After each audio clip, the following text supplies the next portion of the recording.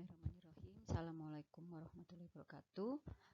Kita masuk ke materi berikutnya untuk drug design ini, yaitu mengoptimalkan akses obat untuk mencapai target. Oke, kita ketahui bahwa obat, senyawa obat ini akan memberikan efek kalau dia berinteraksi dengan target. Tetapi senyawa yang menunjukkan interaksi terbaik dengan target belum tentu bisa menjadi obat. Kenapa? Karena obat harus melewati berbagai penghalang sebelum ia mencapai targetnya di dalam tubuh. Nah, pada bagian ini kita akan mempelajari bagaimana strategi-strategi yang bisa dilakukan untuk menghadapi berbagai barrier tersebut dengan cara memodifikasi molekul calon obat itu sendiri. Nah,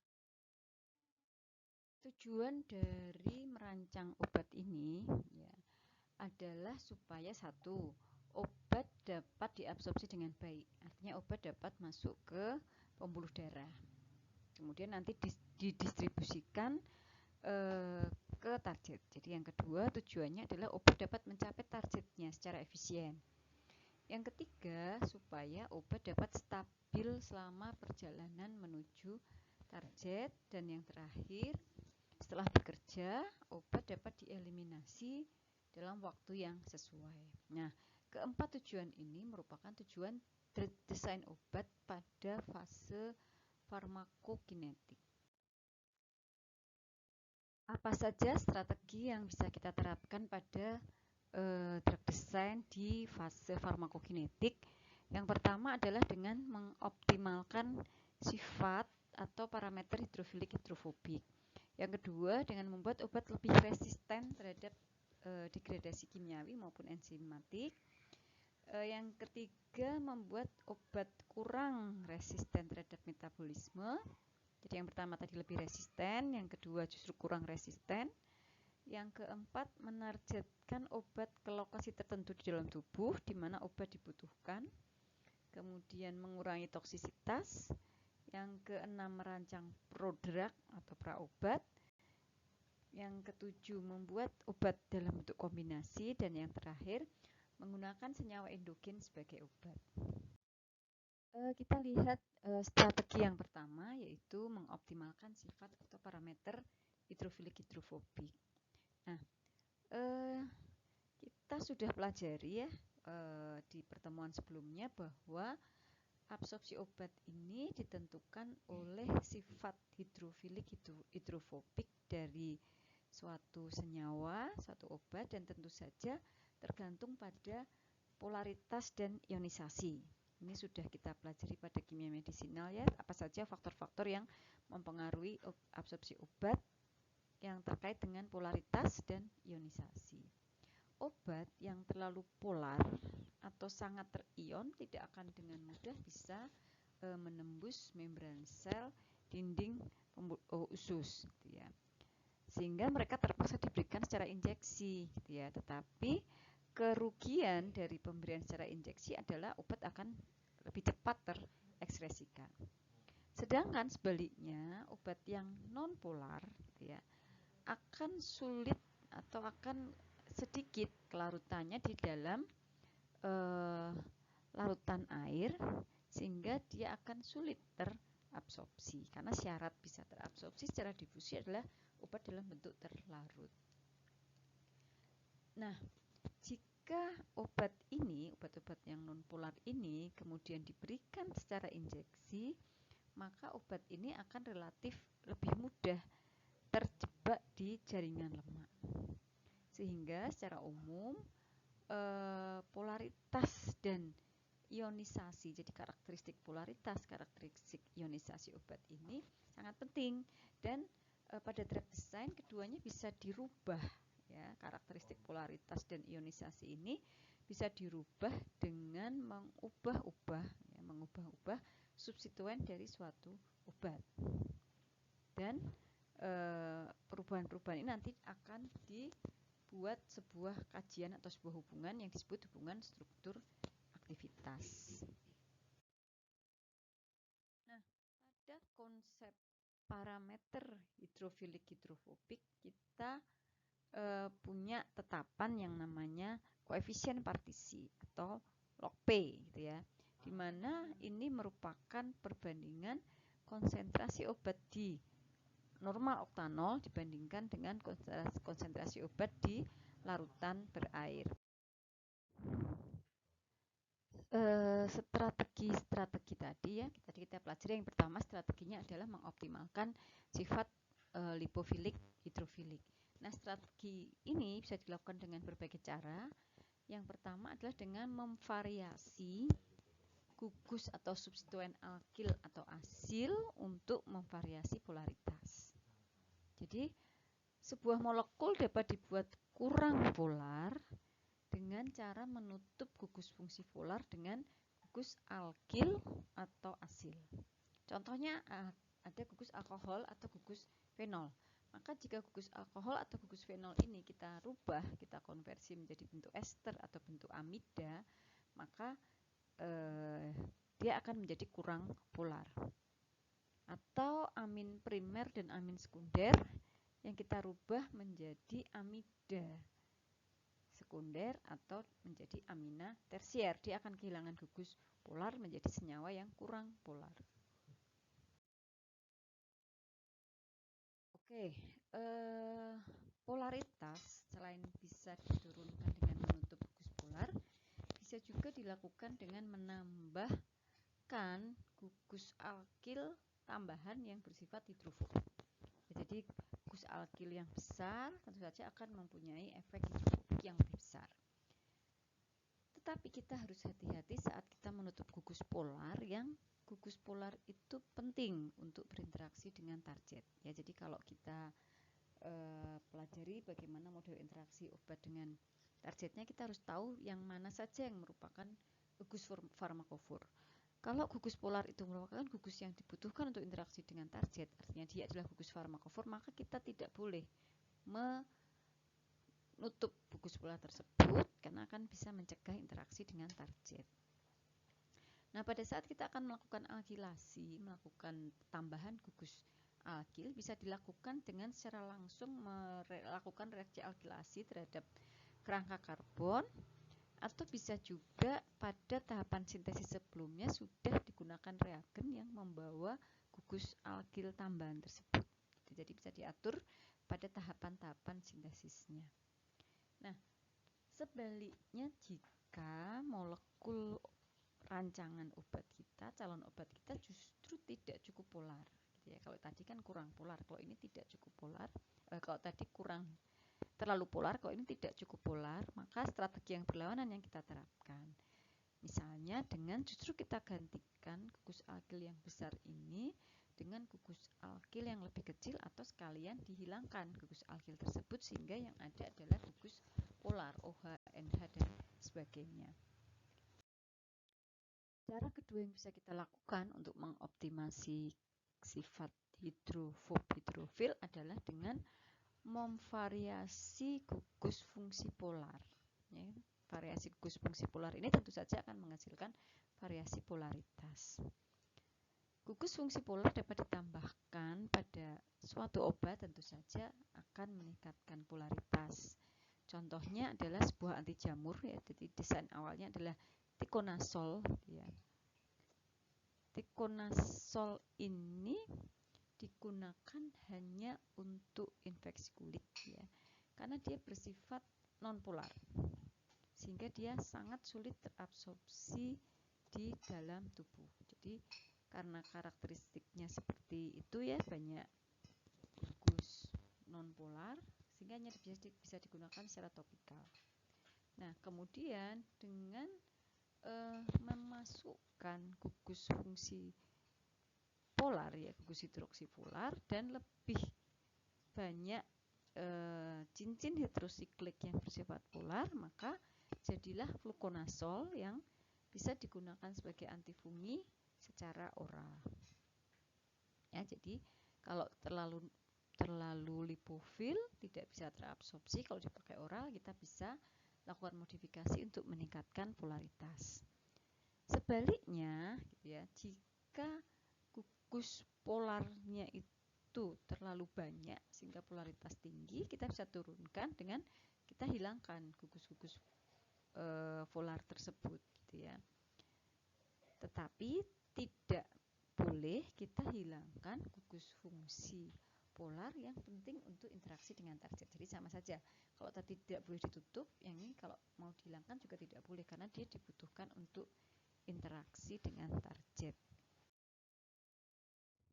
Kita bisa lihat contohnya ini tadi ya. Jadi tikonazol ini terlalu lipofil, ya. Dia miskin sekali, tidak ada gugus polar. Dengan kita rubah, yang dirubah jadi biru ini ya, jadi pada cincinnya kita buat lebih heterosiklik, lebih banyak gugus-gugus polar, kemudian ditambahkan gugus hidroksi di sini, maka polaritas meningkat sehingga akhirnya senyawa ini bisa dipakai oral sebagai antifungi, jadilah fluconazole. Nah, seperti tadi saya sampaikan, obat juga tidak boleh terlalu banyak gugus polar. Seperti contohnya pada obat ini, yang hijau ini semuanya adalah gugus-gugus polar. Tentu saja kalau terlalu banyak gugus polar dalam sebuah obat, dia akan sulit menembus membran sel sehingga akan sulit terabsorpsi jika dipakai oral.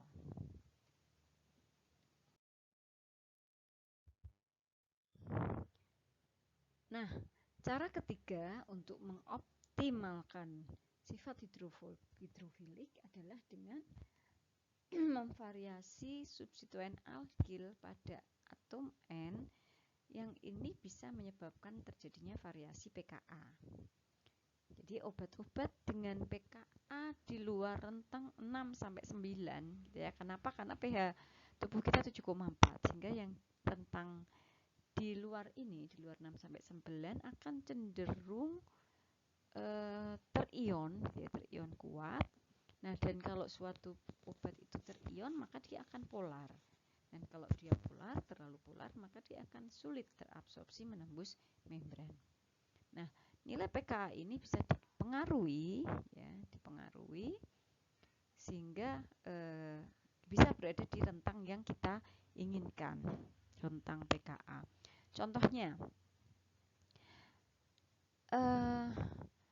pKa dari suatu amin bisa kita rubah dengan memvariasi substituen alkilnya.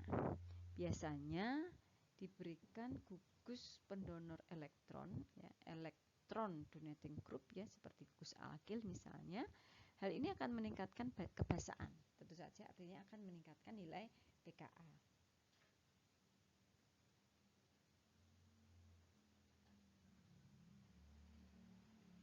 Tetapi peningkatan ukuran dari gugus alkil akan meningkatkan efek sterik, jadi memberikan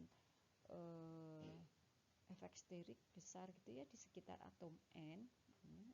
Dan hal ini bisa menyebabkan penurunan kebasaan dari amin, walaupun tadi sudah diberikan penarik pendorong elektron, ya, elektron donating group, tetapi kalau dia terlalu besar justru bisa menurunkan kebasaan dari amin itu sendiri. Contohnya adalah bensamidin, suatu antitrombotik. Gugus amidinnya, gitu ya, terlalu basah untuk terjadi absorpsi yang baik. Nah, kemudian gugus ini ditambahkan pada isoquinolin, ya, sistem cincin isoquinolin, dan ini akan menyebabkan turunnya kebasaan dan bisa meningkatkan absorpsi. Nah, ini kita lihat ya contohnya senyawa bensamidin, suatu antitrombotik. Di sini dia mempunyai 2 buah gugus amin, sehingga dia akan terlalu basah, sehingga pada saat berada di cairan tubuh dia akan terion, sehingga kurang bagus absorpsinya.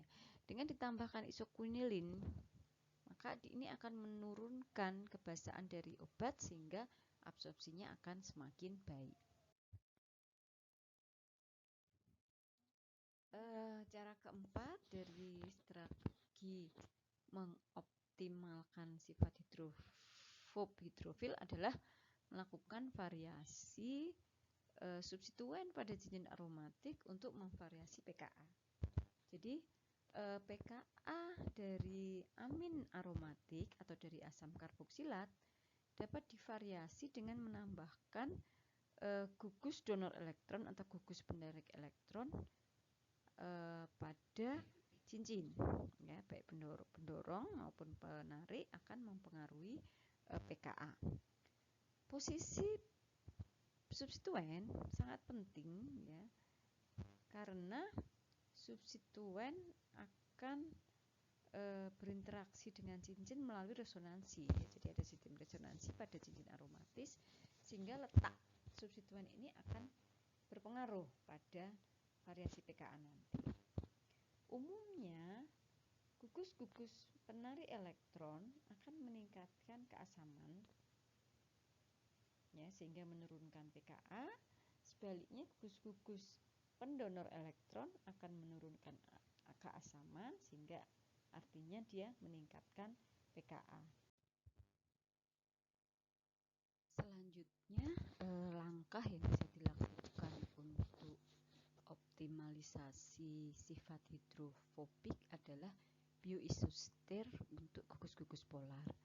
Bioisoster adalah penggantian, gitu ya, untuk gugus fungsi yang penting yang dibutuhkan untuk interaksi dengan target, tetapi gugus itu menyebabkan masalah farmakokinetik.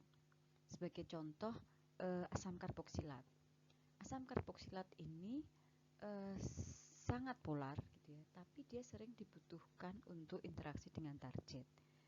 Nah, kenapa dia menjadi salah satu sumber masalah farmakokinetik adalah karena asam karboksilat ini bisa terion dan kemudian menghalangi absorpsi obat-obat yang mengandung gugus-gugus karboksilat.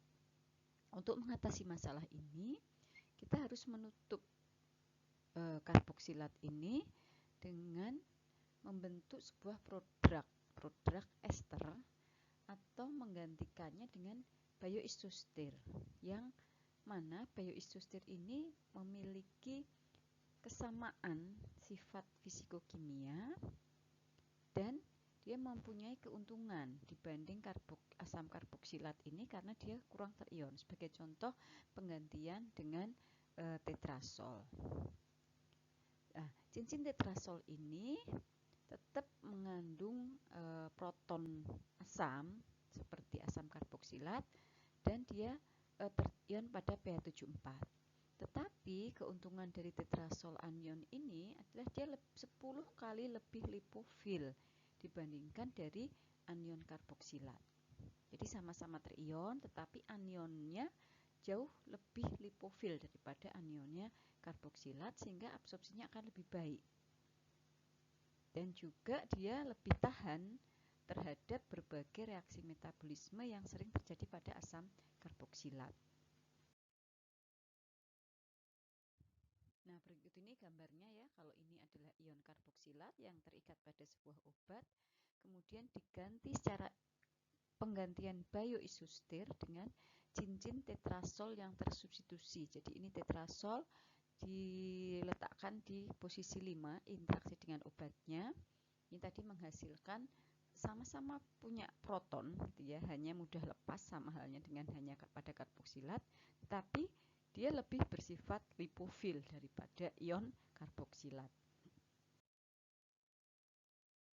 Nah, konsep ini sudah diterapkan pada pengembangan obat losartan. Kita tahu losartan ini adalah satu obat yang bekerja sebagai pemblok reseptor angiotensin. Nah, ini tadinya struktur awalnya mungkin gugus karboksilat, tapi kemudian gugus karboksilat ini digantikan dengan tetrasol. Dan akhirnya losartan ini mempunyai absorpsi yang bagus. Strategi kedua untuk memperbaiki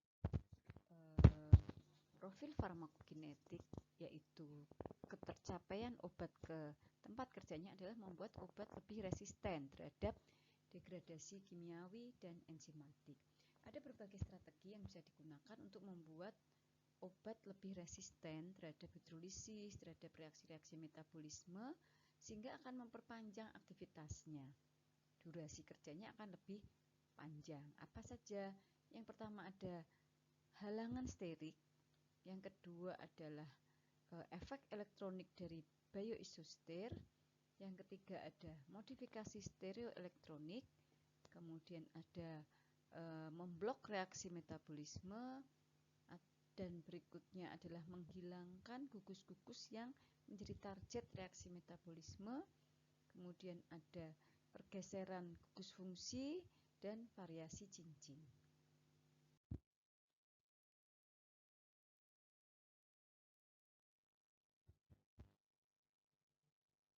Kita lihat masing-masing ya. Yang pertama adalah halangan sterik.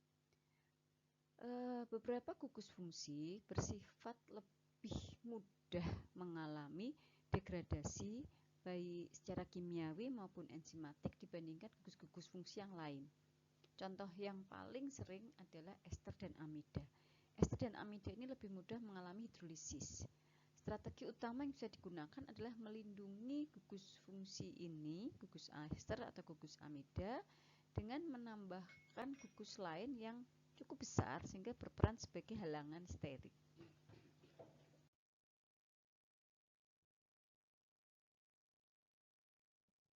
Halangan sterik ini dirancang untuk menghalangi serangan nukleofil atau enzim terhadap gugus-gugus yang target, gugus-gugus yang mudah terkena serangan nukleofil atau enzimatik. Umumnya untuk melakukan halangan sterik, untuk menambahkan halangan sterik ini bisa dilakukan dengan menambahkan gugus alkil yang meruah di dekat gugus fungsi yang akan kita lindungi, yaitu gugus ester atau gugus amida tadi. Contohnya adalah gugus tersier butil gitu ya, ditambahkan pada kandidat obat antireumatik gitu ya. Jadi dia bersifat sebagai halangan sterik dan memblok hidrolisis dari ikatan peptida di ujung. Halangan sterik ini juga terbukti gitu ya, pada pengembangan penisilin gitu ya, melindungi cincin beta-laktam sehingga mencegah pecahnya cincin beta-laktam dan mencegah interaksi obat dengan enzim sitokrom P450 sehingga menghalangi reaksi metabolisme.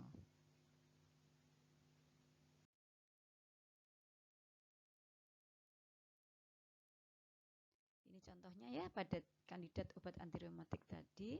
Di sini ada ikatan peptida membentuk amida yang mudah terhidrolisis, dengan di sampingnya diberikan gugus tersier butil yang cukup meruah, cukup besar, yang bersifat sebagai penghalang sterik, maka ikatan peptida ini lebih stabil terhadap hidrolisis.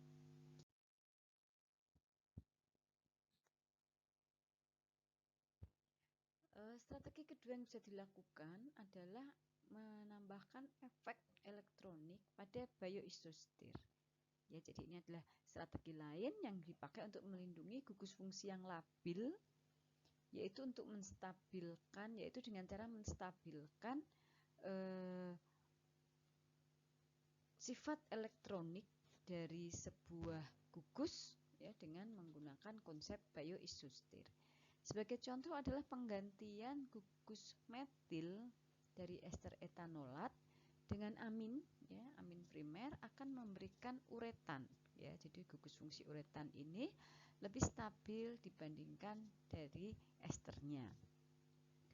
Kenapa yang dipilih adalah NH2 amin primer ini memiliki ukuran yang sama dengan metil gitu ya. Jadi metil digantikan dengan amin karena secara ruang mereka memiliki ukuran yang sama, sehingga memang dia tidak mempunyai efek sterik, tetapi secara elektronik propertinya, karakteristik elektroniknya berbeda dengan dengan metil. Jadi amin sangat berbeda dengan metil, di mana si amin ini dapat memberikan elektron pada gugus karbonil sehingga menstabilkannya terhadap hidrolisis. Contoh yang paling banyak diterapkan adalah pembentukan karbakol ya. Jadi karbakol ini suatu agonis kolinergik, dan pada pengembangan sefoksitin, suatu golongan sefalosporin yang penggantian metil dengan aminanya berhasil menstabilkan kedua obat ini dari proses hidrolisis.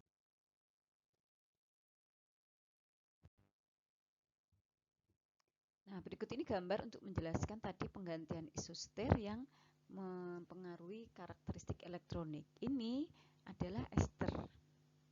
Ester ini akan mudah terhidrolisis ya di sini, tetapi kalau metilnya diganti dengan amin, maka karbonil C dari karbonil ini lebih bersifat kayak elektron sehingga ikatan ini tidak mudah terputus, sehingga dia lebih stabil terhadap hidrolisis. Ini contohnya pada karbakol tadi.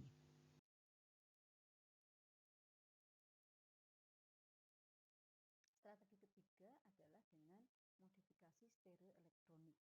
Jadi halangan sterik dan stabilisasi elektronik bisa digunakan bersama-sama. Jadi ini sebetulnya kombinasi dari strategi yang pertama dan strategi yang kedua untuk menstabilkan gugus-gugus fungsi yang labil.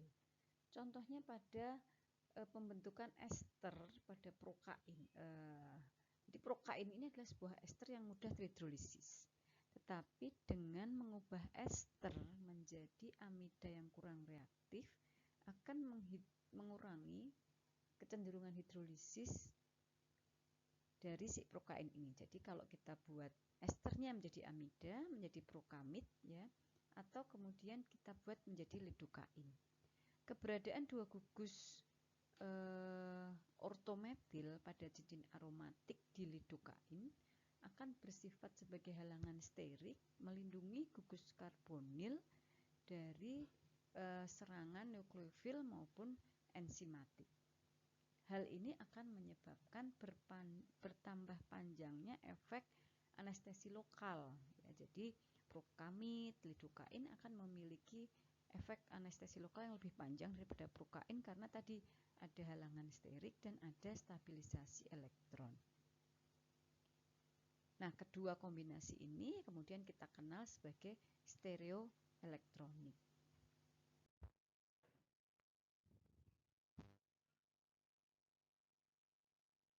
Nah, ini gambar yang menunjukkan efek stereoelektronik tadi. Prokain di sini dia adalah suatu ester yang mudah terhidrolisis di sini. Nah, dengan penggantian ester menjadi amida ini ditambah diberikan dua buah metil di cincin aromatisnya yang berperan sebagai halangan sterik, amidanya berperan sebagai pengubah karakteristik elektronik sehingga keduanya mampu memperpanjang efek anestesi lokal dari prokain.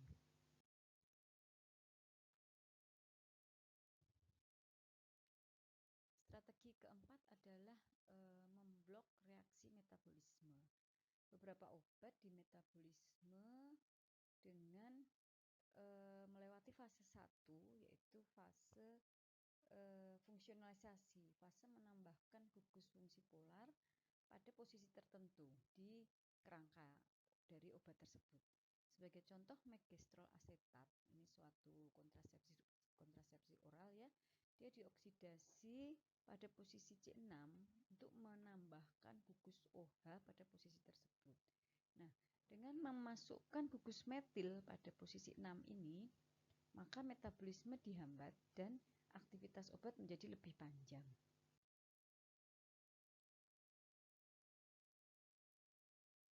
Nah, ini adalah posisi 6 dari megestrol asetat, di mana pada metabolismenya dia mengalami metabolisme fase 1, memasukkan gugus OH di sini, dan supaya metabolisme tersebut tidak terjadi, pada rancangan megestrol di sini ditambahkan gugus metil.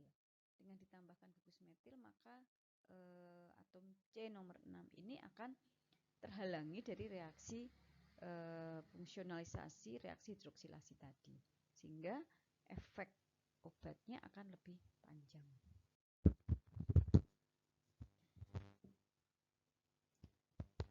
Strategi berikutnya adalah menghilangkan gugus yang mudah mengalami metabolisme. Beberapa gugus fungsi bersifat tidak stabil atau mudah menjadi target enzim pemetabolisme. Contohnya gugus metil pada cincin aromatis sering mengalami oksidasi menjadi asam karboksilat, di mana penggantian atau metabolisme menjadi asam karboksilat ini menyebabkan obat tersebut secara lebih cepat tereliminasi dari tubuh. Reaksi metabolisme lain yang sering terjadi adalah hidroksilasi, baik hidroksilasi alifatik di rantai samping maupun hidroksilasi aromatik pada atom C. Juga oksidasi di atom N dan atom S. Kemudian reaksi lain adalah reaksi dialkilasi atau diaminasi pada atom O dan atom S. Gugus-gugus yang rentan terhadap metabolisme ini bisa kita hilangkan, gitu ya, atau digantikan dengan gugus yang lebih stabil terhadap oksidasi dengan tujuan untuk memperpanjang lifetime atau durasi kerja obat. Sebagai contoh pada tolbutamid, suatu antibiotik ya, gugus metilnya digantikan dengan atom klorin sehingga menghasilkan klorpropamid yang mempunyai masa kerja lebih panjang daripada tolbutamid. Penggantian serupa juga terjadi pada cefalosporin yang gugus esternya diganti misalnya pada cefaluridin dan cefalexin.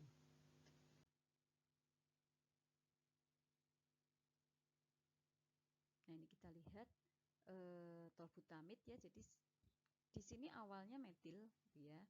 Karena metil ini mudah mengalami hidroksilasi tadi, maka kemudian industri obatnya menggantikan dengan Cl. Nah, dengan digantikan Cl, dia lebih stabil terhadap metabolisme sehingga durasi kerjanya lebih panjang.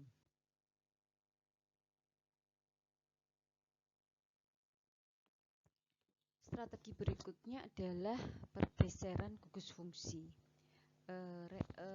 Strategi yang sebelumnya yaitu menghilangkan atau menggantikan gugus yang rentan terhadap metabolisme hanya mungkin dilakukan jika gugus tersebut bukan merupakan gugus penting untuk interaksi antara obat dengan target.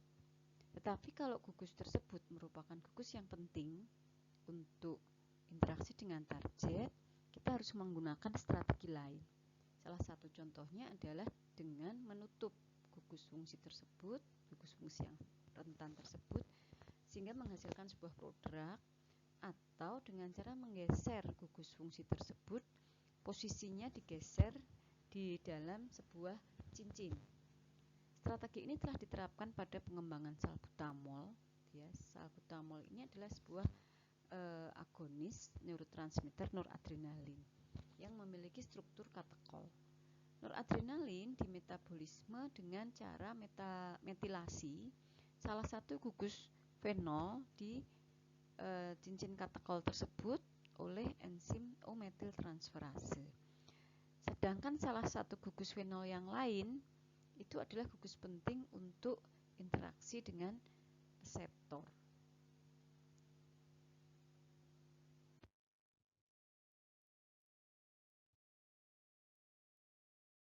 Nah, berikut ini tadi yang saya sampaikan awalnya adalah berasal dari neurotransmitter noradrenalin.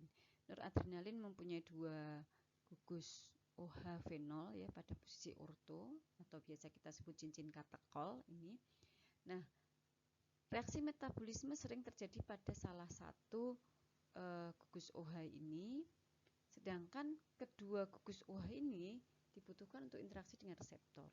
Sehingga salah satu strategi pengembangannya yaitu menghasilkan salbutamol adalah dengan menggeser. OH ini digeser tidak langsung terikat pada cincin aromatik tetapi ditambahkan satu metil dulu. Dengan demikian, dua OH dengan posisi katekol ini masih ada, tetapi gugus OH ini tidak mudah mengalami metabolisme melalui reaksi metilasi oleh katekol O-metiltransferase.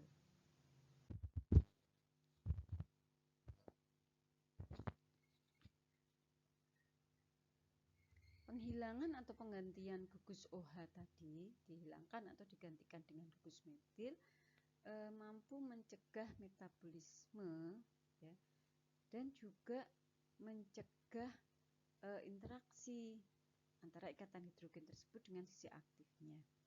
Nah, sehingga dilakukan strategi untuk memindahkan gugus OH ini ya tidak langsung terikat pada cincin, tetapi digeser dengan menyelipkan satu atom karbon ya, sehingga menjadi salbutamol.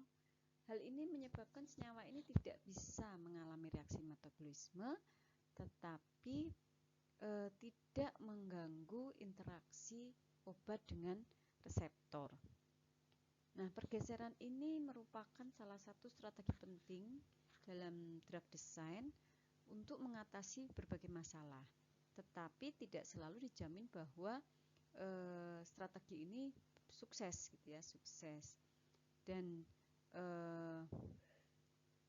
kadang-kadang tidak selalu bisa membuat obat ini stabil terhadap enzim metabolisme sambil tetap mampu berinteraksi dengan targetnya.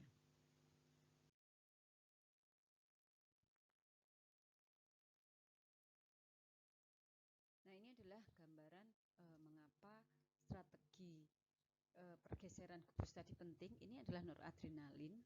Dia berinteraksi dengan reseptornya menggunakan dua gugus hidroksilfenolnya di sini ya, lewat ikatan hidrogen dengan reseptor. Tetapi noradrenalin ini mudah mengalami reaksi metilasi karena keberadaan enzim katakol O-metil transferase dalam tubuh. Ini yang dia alami menjadi O-metil. Nah, pada saat dia menjadi metoksi, maka tidak ada interaksi dengan reseptor sehingga menyebabkan metabolit ini menjadi inaktif.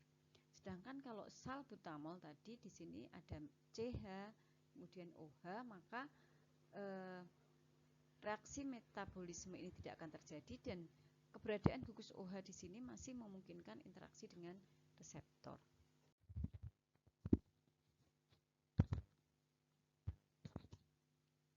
Gambar ini menjelaskan mengapa penggantian noradrenalin menjadi salbutamol masih menghasilkan efek yang bagus. Kalau kita lihat, ini adalah noradrenalin. Pada saat dia berinteraksi dengan reseptornya, yang biru ini reseptornya, sebetulnya masih ada sisa ruang di sini ya. Jadi ada available volume gitu ya, ruang yang tersedia untuk ikatan hidrogen. Sehingga pada saat pada salbutamol ini sudah ada tambahan satu metil di sini gitu ya, masih memungkinkan terjadi interaksi dengan reseptornya. Jadi salbutamol masih visible, masih memungkinkan. Sedangkan pada analog hidroksietil, jadi kalau ini hidroksimetil ya, jadi ada satu C di sini. Hidroksimetil 2 atom C 1 2 ini juga masih memungkinkan, masih cukup gitu ya. Tetapi pada saat analog hidroksipropil 3C 1 2 3 ini sudah nggak muat gitu ya. Jadi kantong interaksinya sudah tidak muat sehingga hidroksipropil tidak aktif, tetapi hidroksietil masih aktif. Hidroksimetil juga masih aktif. Kenapa? Karena kantongnya memang hanya cukup untuk tambahan 2 atom C.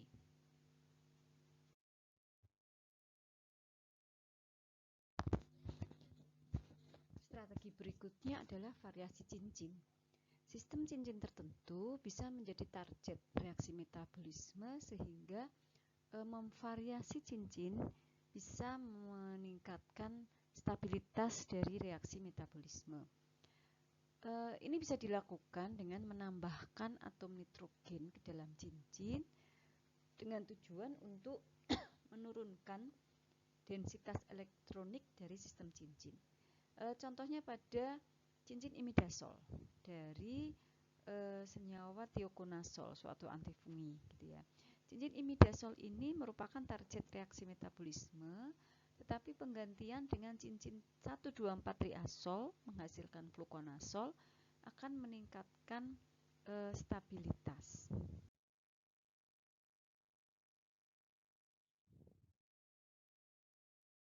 Kita lihat Ya, berikut ini pada struktur thiokonazol ada cincin imidazol ya. Dengan penambahan satu atom N pada cincin imidazol ini akan menghasilkan fluconazol, cincinnya triazol 124 triazol yang lebih stabil terhadap reaksi metabolisme, sehingga fluconazol ini memiliki masa kerja yang lebih panjang daripada thiokonazol.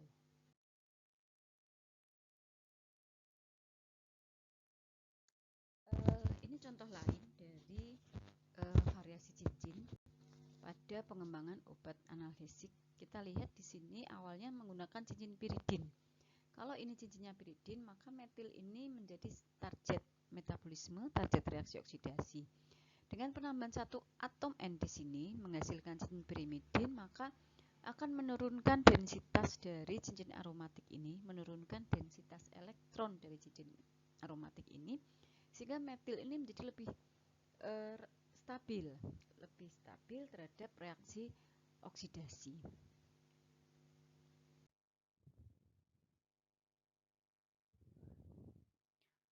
Strategi berikutnya adalah membuat obat kurang resisten terhadap metabolisme. Obat yang sangat stabil terhadap reaksi metabolisme, akibatnya obat ini akan lebih lambat terekskresi, justru bisa menyebabkan masalah, sama halnya seperti kalau obat itu mudah sekali termetabolisme. Apa masalahnya adalah obat yang stabil sekali terhadap metabolisme ini justru bisa menyebabkan toksisitas dan efek samping. Sehingga merancang obat dengan menurunkan stabilitas kimiawi maupun stabilitas metabolisme itu kadang-kadang bisa menjadi berguna, terutama tadi untuk obat-obat yang sangat stabil terhadap metabolisme.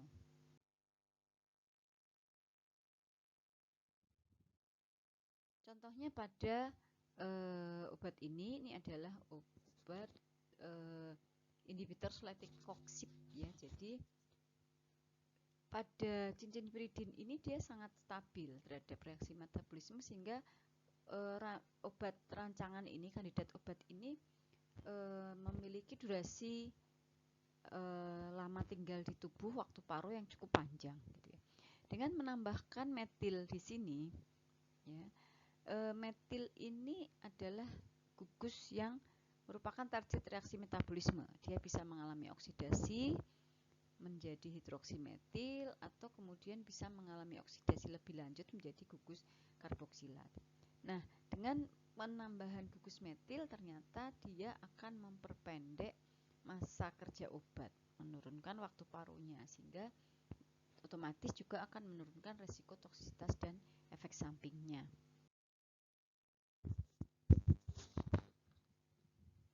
Strategi berikutnya adalah dengan menargetkan obat ke lokasi tertentu di dalam tubuh di mana obat akan dibutuhkan untuk bekerja. Salah satu target utama dari drug design adalah untuk mencari cara untuk menargetkan obat ke lokasi tempat di mana dia paling dibutuhkan. Jadi prinsip dari targeting drug ini adalah dikembangkan dari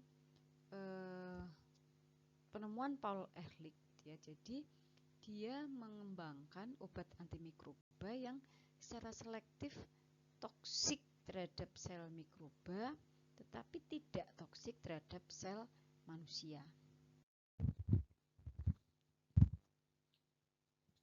Strategi yang pertama yang bisa diterapkan adalah mentargetkan obat anti kanker khusus ke sel tumor. Jadi tujuan utama dari terapi kanker menggunakan kemoterapi adalah mentargetkan obat ya, sehingga obat berada dalam jumlah yang cukup secara efisien, bekerja pada sel tumor bukan pada sel normal. Salah satu metode untuk mencapai kebutuhan ini adalah dengan merancang obat yang menggunakan sistem transport molekuler yang spesifik. Jadi strateginya adalah dengan menambahkan ke dalam molekul obat aktif molekul-molekul penting untuk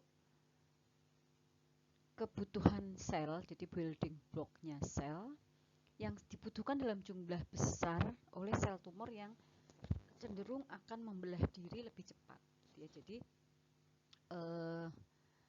strateginya adalah menambahkan asam-asam amino atau basa-basa nukleat yang dibutuhkan untuk membelah diri sel secara cepat ini pada molekul obat. Contohnya adalah pada urasil mustat.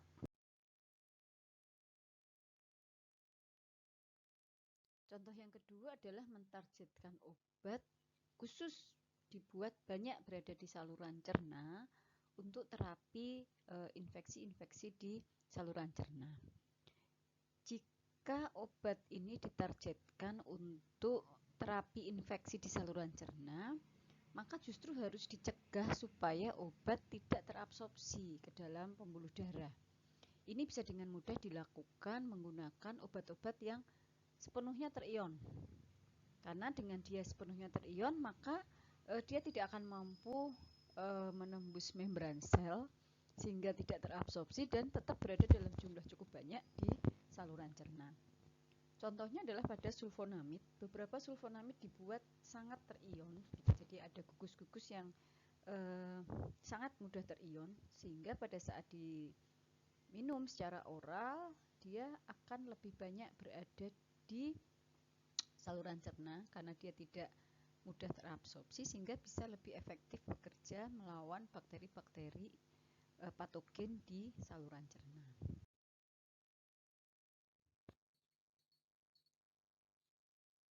Contoh ketiga adalah mentargetkan obat lebih banyak di perifer daripada di sistem saraf pusat. Jadi sangat memungkinkan untuk membuat obat lebih banyak bekerja di perifer daripada di sistem saraf pusat, yaitu dengan meningkatkan polaritas obat. Dengan meningkatnya polaritas obat ini, obat akan cenderung lebih sulit menembus blood-brain barrier. Artinya, jumlah obat yang mencapai sistem saraf pusat akan sangat terbatas sehingga akan meminimalkan efek samping di sistem saraf pusat. Sebaliknya, jika dibutuhkan obat ini untuk bisa bekerja di sistem saraf pusat, justru ditingkatkan lipofilisitasnya sehingga obat akan dengan mudah menembus blood-brain barrier dan bekerja di sistem saraf pusat.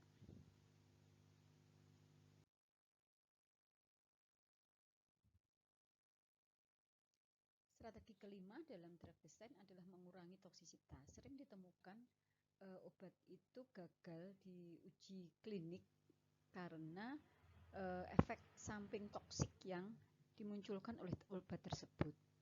Hal ini bisa terjadi karena terbentuknya metabolit toksik, ya, yang kemudian pada kasus ini kita bisa membuat obat yang lebih resisten terhadap reaksi metabolisme. Jadi kita ketahui bahwa gugus-gugus fungsi seperti amin nitroaromatik, kemudian amin aromatik, bromoaren, hidrasin, hidroksilamin, atau gugus-gugus yang polihalogenasi, ya, gugus-gugus yang banyak atom-atom halogen itu sering di dalam tubuh mengalami metabolisme menjadi produk yang toksik. Nah, efek samping yang dihasilkan ini bisa dikurangi dengan cara menghilangkan atau memvariasi substituen yang relatif toksik tadi, gitu ya. Misalnya dengan pada perkembangan senyawa antifungi fluconazole ini, penambahan halogen fluoro akan mengurangi toksisitas. Atau bisa juga dengan memvariasi posisi substituen, ya, sehingga akan mencegah metabolisme terhadap metabolisme oleh sitokrom P450 yang sebetulnya hasilnya menghasilkan metabolit yang toksik. Dengan digeser atau divariasi posisi cincinnya ini, maka bisa relatif meningkatkan stabilitas terhadap oksidasi sehingga bisa mengurangi toksisitas. Berikut ini contohnya pada pengembangan fluconazol. Awalnya dikembangkan dengan atom kloro di cincin aromatisnya dan ternyata kemudian terjadi reaksi oksidasi yang menyebabkan efek toksik dari metabolitnya, sehingga dengan penggantian fluoro variasi ini menstabilkan terhadap reaksi oksidasi sehingga berkurang toksisitas dari obat tersebut.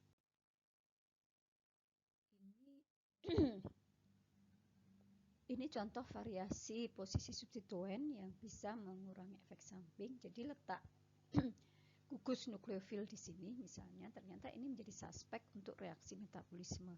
Perpindahan ke atom C di sampingnya bisa mengurangi potensi reaksi metabolisme sehingga dia menjadi lebih stabil terhadap metabolisme, peluang terbentuknya metabolit toksik menjadi lebih rendah.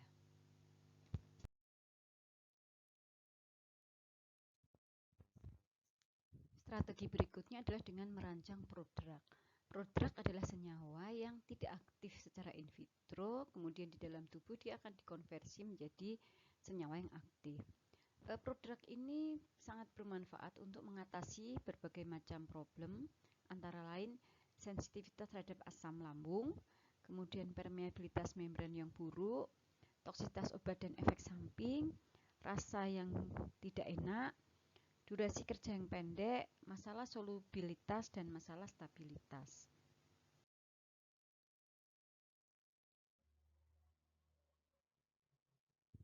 Kita tahu bahwa enzim pemetabolisme di dalam tubuh ini sering terlibat di dalam mengubah prodrug menjadi bentuk aktif.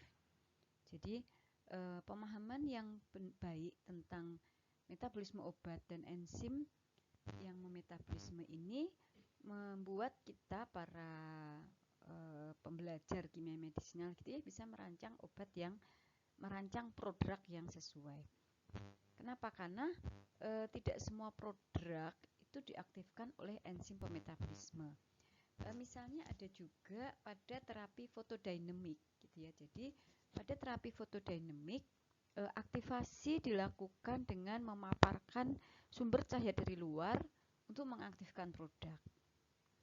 Nah, saat merancang prodrug penting bagi kita untuk menjamin bahwa prodrug secara efektif bisa dikonversi menjadi bentuk aktif segera setelah dia diabsorpsi di pembuluh darah.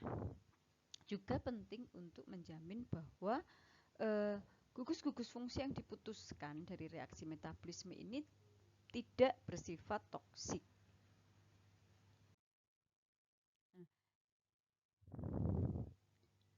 Salah satu contoh penerapan prodrug adalah pada enalapril. Jadi enalapril ini adalah prodrug dari enalaprilat. Enalaprilat adalah senyawa yang bersifat merupakan ester yang mudah dihidrolisis sehingga dengan penambahan gugus ini asam amino ini bisa menghalangi enalaprilat dari reaksi hidrolisis. Nantinya setelah berada di dalam tubuh, di dalam darah, setelah mengalami proses absorpsi, maka gugus alkil ini akan dilepaskan, akan dihidrolisis sehingga kembali menjadi bentuk aktif enalaprilat.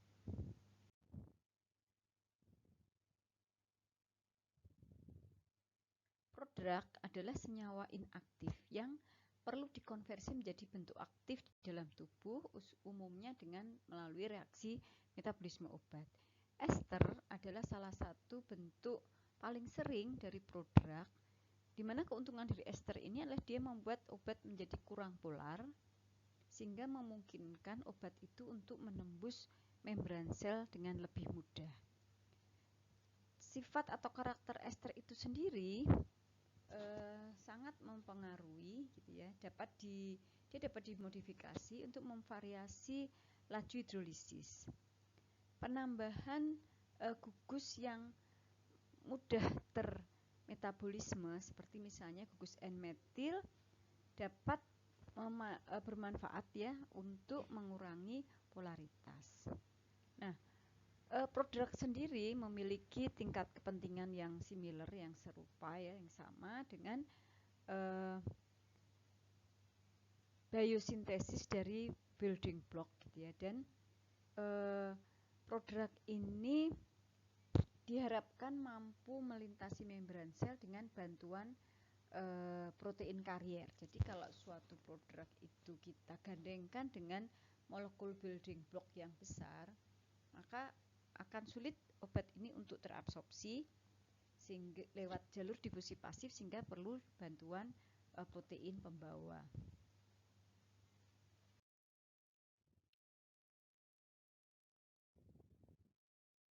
Aktivitas sebuah obat bisa diperpanjang dengan merancang prodrug yang dikonversi secara lambat menghasilkan bentuk aktifnya. Demikian juga sifat toksik dari obat juga bisa dikurangi dengan menggunakan prodrug yang secara lambat dikonversi menjadi bentuk aktif, terutama di sisi aktif kerja obat. Prodrug yang mengandung gugus polar yang merupakan suspek atau target metabolisme sering berguna untuk meningkatkan solubilitas dalam air.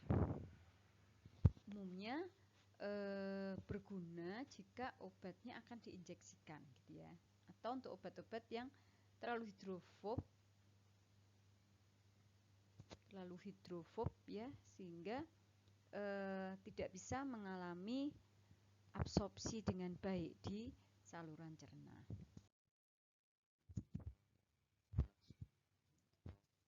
Strategi berikutnya adalah obat kombinasi. Obat kombinasi ini adalah obat yang ditambahkan pada obat lain dengan tujuan untuk meningkatkan aktivitas dari obat tersebut gitu ya.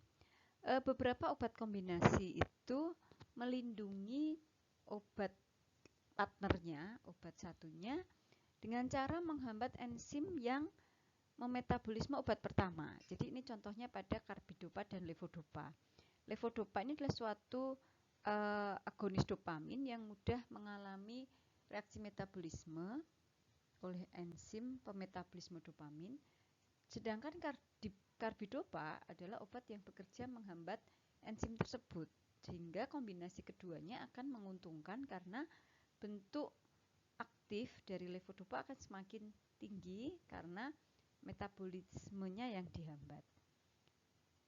Obat kombinasi juga bisa digunakan untuk melokalisasi tempat kerja dari anestesi lokal dan untuk meningkatkan absorpsi dari saluran cerna. Misalnya pada penggunaan adrenalin bersama dengan prokain. Prokain ini adalah suatu anestesi lokal, sedangkan adrenalin ini bekerja vasokonstriksi pembuluh darah. Sehingga jika diberikan secara injeksi bersama-sama, maka adrenalin akan meningkatkan kerja dari prokain karena dia akan mencegah, efek vasokonstriksinya akan mencegah prokain segera dihilangkan atau dipindahkan dari tempat penyuntikan ke pembuluh darah sistemik ya. Jadi fungsinya untuk melokalisir kerja dari prokain.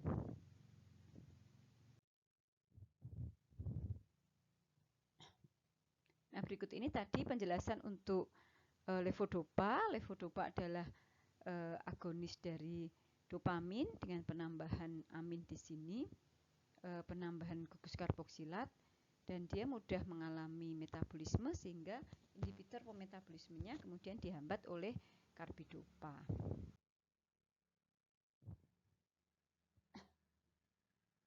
Strategi yang terakhir adalah penggunaan senyawa endogen sebagai obat.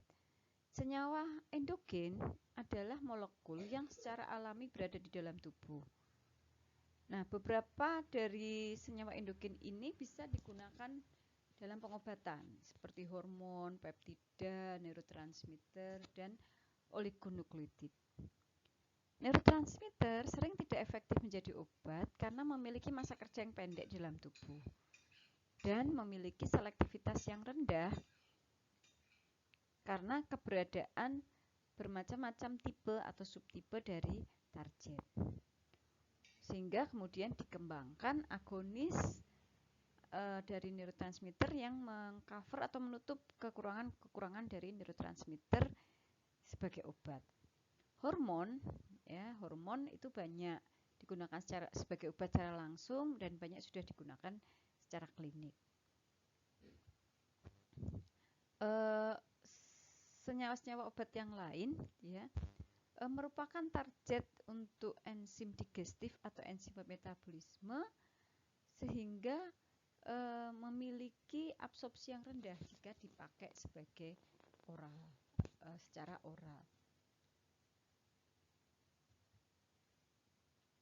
Selain itu, kekurangan dari senyawa endogen sebagai obat ini adalah reaksi imun, reaksi samping dia bisa terjadi. Nah, ini menjadi salah satu tantangan pada pengembangan senyawa endogen sebagai obat. Baik, demikian materi mengoptimalkan ketercapaian obat pada targetnya. Demikian, terima kasih atas perhatiannya. Wassalamualaikum warahmatullahi wabarakatuh.